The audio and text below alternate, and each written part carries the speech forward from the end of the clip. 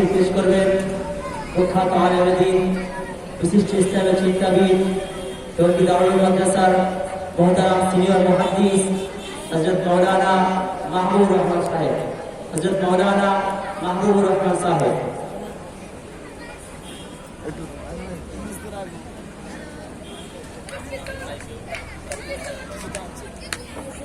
হ্যাঁ হ্যাঁ hello hello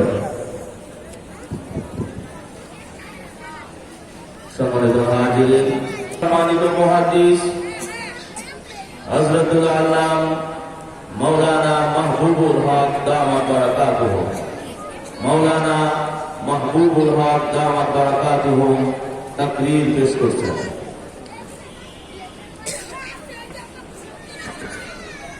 একটু দেখে যায় এই সব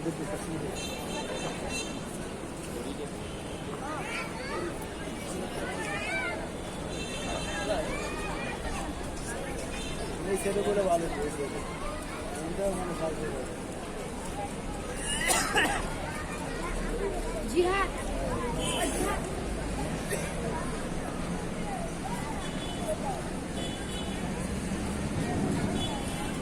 না না হ্যাঁ দেখবা জান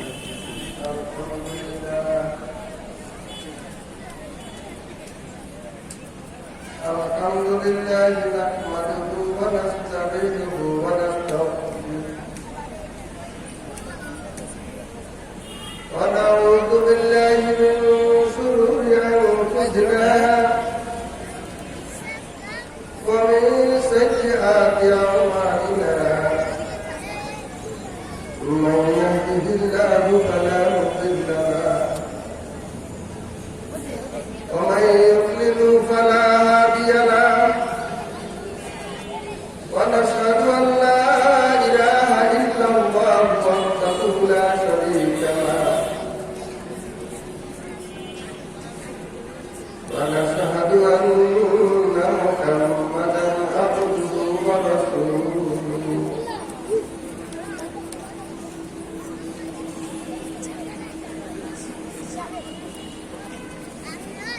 أما بعد فأعوذ بالله من الشيطان الرجيم بسم الله الرحمن الرحيم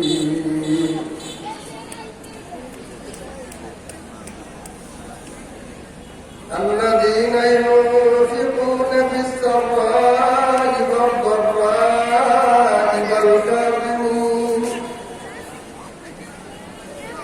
والكاظمين الغيظ والعافين عن الناس والله يحب المحسنين.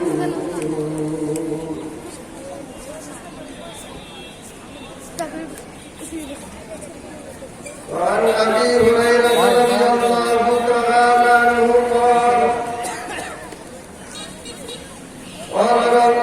رجل يا رسول الله أوصني فقال لا تغضب فردد ذلك مرارا فقال لا تغضب رواه البخاري.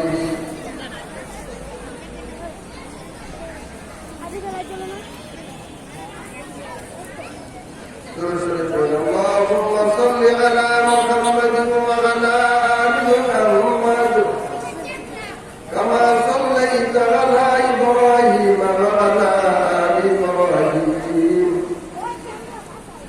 إنك حميد مجيد. اللهم بارك على محمد وعلى آل محمد كما باركت على إبراهيم وعلى آل إبراهيم إنك حميد مجيد.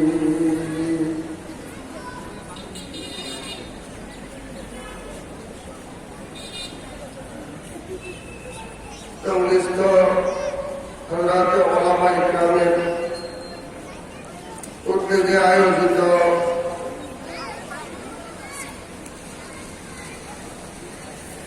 চোদ্দতম তাফসীরুল কুরআন মাহফিলের 2 দিনের মাহফিলের দ্বিতীয় দিনের প্রথম অধিবেশনের সম্মানিত সভাপতি, উপস্থিত হযরত ওলামায়ে কেরাম,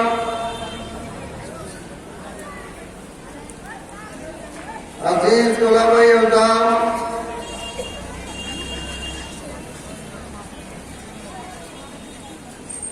বিভিন্ন অঞ্চল থেকে আগত ধর্মপ্রাণ মুসলমান ভাইরা, আল্লাহ পাক সুবহানাহু ওয়া তাআলার লাখ কোটি শুকরিয়া। আল্লাহ পাক আমাদেরকে মেহেরবানি করে দয়া করে অত্র জলসায় হাজিরি দিয়ে কোরআনের মজলিসে কোরআনের কথা শোনার জন্য, পবিত্র কালামে পাকের তাফসীর শোনার জন্য, কোরআনের মজলিসে বসার তৌফিক দান করেছেন। আলহামদুলিল্লাহ, আলহামদুলিল্লাহ। কালিমাতুশ শুকর, শুকরিয়া আদায় করলে মাওলাই পাক নেয়ামত বাড়িয়ে দেয়। এই জন্য বুজুর্গ বলেন, শুকর নেয়ামত নেয়ামতাত আরজুকুনা, শুকর নেয়ামত আতফাতুনে যুকুনা। বান্দা নেয়ামতের শুকরিয়া আদায় করলে মাওলাই পাক তার নেয়ামত বাড়িয়ে দেয়। বান্দা নেয়ামতের নাশুকরি করলে নেয়ামত তার হাতছাড়া হয়ে যায়। আল্লাহ পাক আমাদেরকে নেয়ামত দিয়েছেন, আমরা শুকরিয়া আদায় করেছি। মাওলাই পাক আমাদের নেয়ামত ইনশাআল্লাহ বাড়িয়ে দিবে। আমি আপনাদের খেদমতে পবিত্র কালামে পাকের সূরা আলে ইমরানের 134 নম্বর আয়াতটি তেলাওয়াত করেছি। সেই আয়াতের এক অংশের সাথে সম্পর্কিত ছোট্ট একখানা হাদিস, বুখারী শরীফের হাদিস তেলাওয়াত করেছি। স্বল্প সময়ের ভিতরে মাওলাই পাক তৌফিক দিলে কয়েকটি কথা আপনাদের খেদমতে আরজ করার, পেশ করার চেষ্টা করব। আল্লাহ পাক যেন বর্ণমালার মধ্যে থেকে আমার কথা বের করে, যাহা কোরআন ও সুন্নাহর আলোকে সহিহ বলে সাব্যস্ত হয়, এবং বর্ণমালা এবং শ্রোতা বৃন্দদেরকে মাওলাই পাক আমাদের তৌফিক দান করে। এই জন্য আমরা মাওলার কাছে আবেদন রাখবো, দোয়া করবো। আল্লাহ পাক কবুল করুন। আমিন। কোরআন মাজিদের যে আয়াতটি আমি তেলাওয়াত করেছি, এই আয়াতের মধ্যে মাওলাই পাক 3টি আমলের কথা বলেছে। 3 আমলের মধ্যে একটি আমল হলো ইনফাক ফি সাবিলিল্লাহ, আল্লাহর রাস্তায় বান্দা খরচ করা। বান্দা শরীরের সম্মত জায়গায় খরচ করলেই সেটা আল্লাহর রাস্তায় খরচ হয়, চাই সেটা নিজের পরিবারে আত্মীয়স্বজনের মধ্যে খরচ করলেও। এবং সেই খরচটা মাওলাই পাক বলেন সুখী এবং দুঃখে। আমাদের তো এখন এমন এক হালত, সুখের সময় উল্লাসের কারণে আল্লাহ রাস্তায় ব্যয় করতে পারি না, দুঃখের সময় বিপদের অজুহাত দিয়ে, দুঃখের অজুহাত দিয়ে ব্যয় করতে পারি না। এক বুজুর্গ আমাদের এই হালত সম্পর্কে একটি চমৎকার কবিতা আবৃত্তি করেছেন। সেই বুজুর্গ হযরত শেখ সাদী রহমাতুল্লাহ, তিনি বলেন, সুদরসরা ওয়াদররা খালাতিনা লাদানাম কয়বত ফরদা রিয়াজকেস। ও বান্দা, সুখের সময় তোমার এক অবস্থা, তুমি উল্লাস আছো, দুঃখের সময় দুঃখের অজুহাত দিয়ে তুমি কাজ করতে পারো না। জানি না তুমি কোন দিন মাওলার রাহে ফিরে আনতে। দ্বিতীয় বিষয়টি হল মানুষের মধ্যে, মানুষের কলমের মধ্যে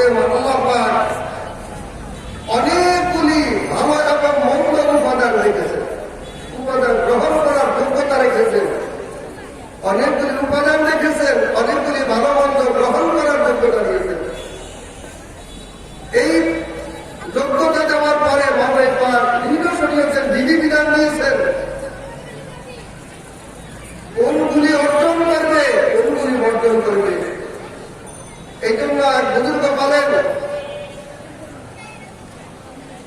বন্দার হালত নিয়ে বলতেছেন, আত্মালায় বারাগারি ওয়াল বাহায়ের নিজাম, আত্মালায় বারাগারি ওয়াল বাহায়ের নিজাম, মৌলানা জহেদ বাহায়ের বারাগায় মুগরি। ও আল্লাহর বান্দা, তোমার মধ্যে ফেরেশতা স্বভাবের গুণাগুলো আল্লাহ পাক দিয়েছেন এবং পশুর গুণাগুলো তোমাদের মধ্যে দিয়েছে। পশুদের যত মন্দ স্বভাব থাকে ওই সকল মন্দ স্বভাব গ্রহণ করার যোগ্যতাও কলমের মধ্যে দিয়েছে।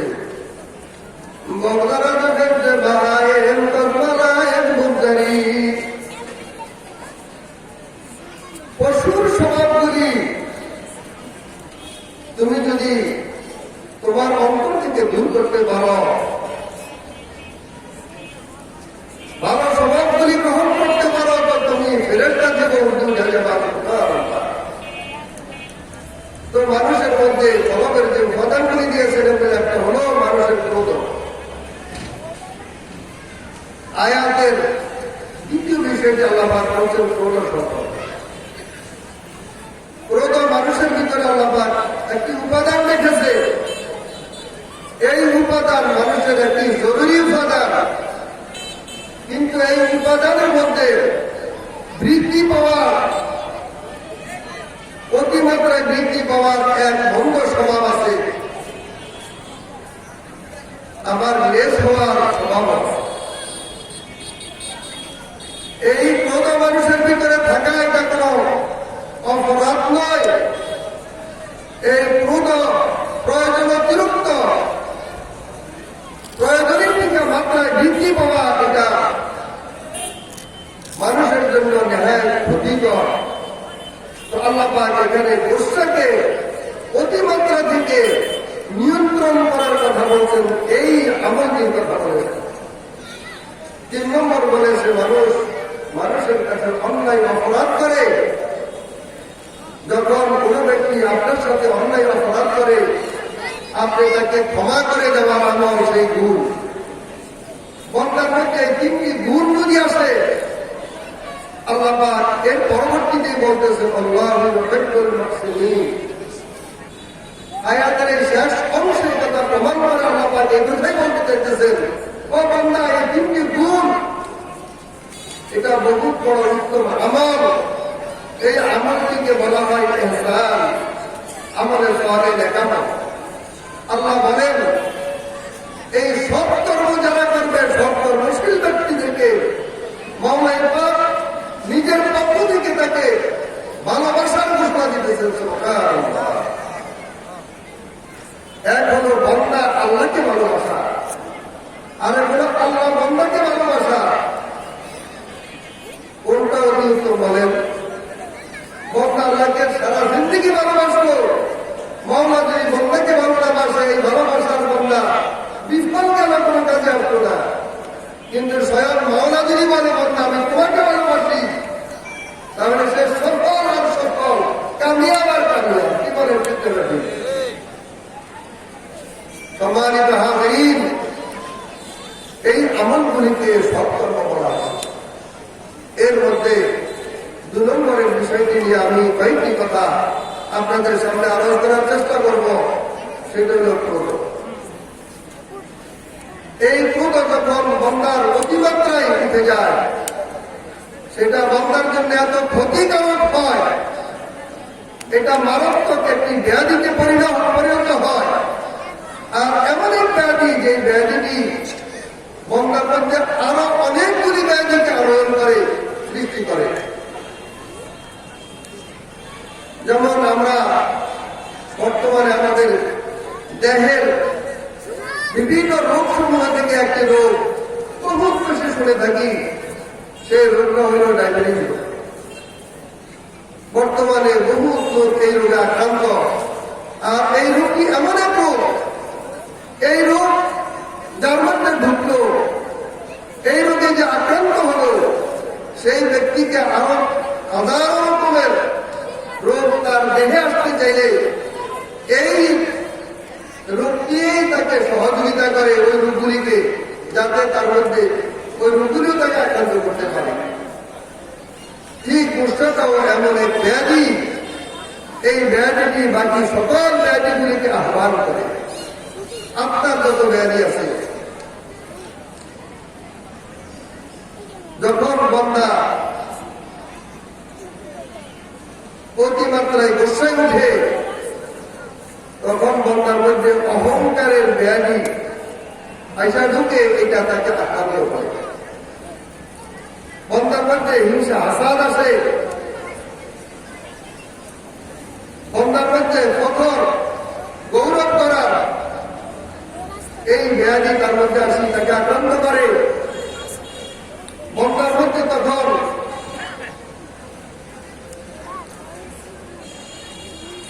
বিপদ ইত্যাদি অনেক অনেক রোগ তার মধ্যে আইসা ঢুকে এবং তাকে আক্রান্ত করে।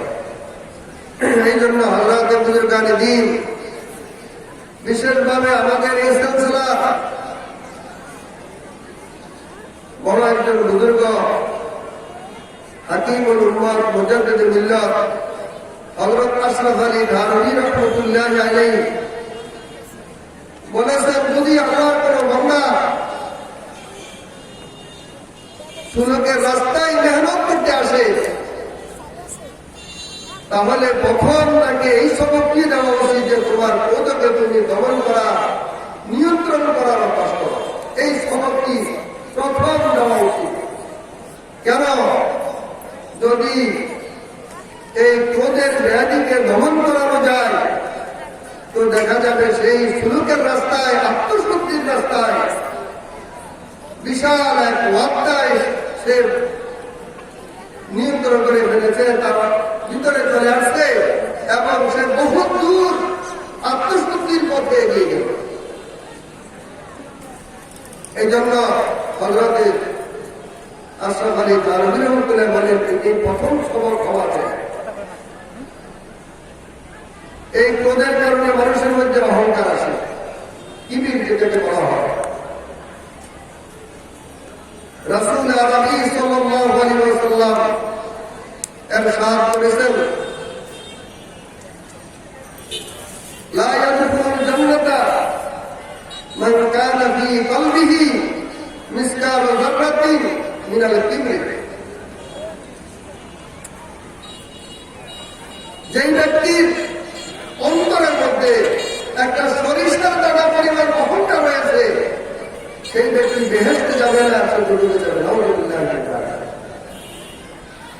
তো দেখা যায় এই কিবের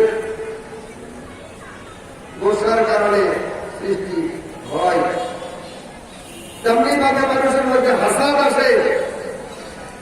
হাসাদ এমন এক ব্যাধি, বন্দা বহুত ইবাদত করে আর দৈনন্দিনের ইবাদতকে হিংসা হাসাদে খেয়ে ফেলে। হাদিসের মধ্যে ইরশাদ হয়েছে, রাসূলুল্লাহ সাল্লাল্লাহু আলাইহি ওয়াসাল্লাম ইরশাদ করেন, ইন্নাল হাসাদ ইয়াকুলুল হাসানাত কামা তাকুলুল বাহিমাতুল হাসির। হিংসা হাসাদ মানুষের ইবাদত বন্দেগীর যে নেকামলগুলি হয়ে থাকে, এই নেকামলগুলিকে এমনি ভাবে ধ্বংস করে ফেলে, মিটা ফেলে, যেমনি ভাবে পশু গাছগুলি খায়া ধ্বংস করে ফেলে, নষ্ট করে ফেলে। সেই হাসাদ এই গোসার কারণে সৃষ্টি হয়। বন্দা যখন ক্রোধান্বিত হয়, রাগান্বিত হয়, যার মধ্যে রাগান্বিত হয় সে যদি তার অধীনস্থ হয়, তো এমন অবস্থায় বন্দা তাকে অনেক সময় দুর্ব্যবহার করে, গালমন্দ করে। আর এটা একটা মারাত্মক অপরাধ, একটা গুনাহ। হাদিস শরীফের মধ্যে ইরশাদ হয়েছে, সিবাবুল মুসলিমের ফুসুকুন ওয়া কিতালুহু কুফর। বন্দা যদি মনোজ্ঞ মানুষকে, একজন মুমিন একজন মুমিনকে গালি দেয়, তাহলে সেটা হলো ফিসক। বন্দা আল্লাহ পাপিষ্ঠ বন্দা বলে বলা হয়, ফাসিক হয়। আর তাহাকে যদি অন্যায়ভাবে হত্যা করে, আল্লাহ রাসূল বলেন সেটা কুফর। অর্থাৎ এই ব্যক্তি যদি নাকি এই হত্যাকে হারাম মনে করে সে নিশ্চিত কাফের হয়ে যাবে। আর যদি নাকি হত্যাকে বৈধ মনে না করে হত্যা করে থাকে তো সে মারাত্মক একটি গুনাহ হলো আল্লাহর নিয়ামতের বড় একটি নাশকরি হলো। অথবা এই হতে পারে এই লোক এত বড় অপরাধের কারণে হয়তো হইতে একদিন ঈমান হারা হয়ে যাবে। সম্মানিত হাজিরিন, যদি তার অধীনস্থ হয় সে গাড়িকে যদি না থামে অনেক সময় তার উপরে আঘাত করে। এগুলি হুকুকুল ইবাদ নষ্ট করা, একজন মানুষকে অন্যায়ভাবে কষ্ট দেওয়া, অন্যায়ভাবে গালি দেওয়া, এগুলি বহু প্রমাণাত্মক করে মানুষকে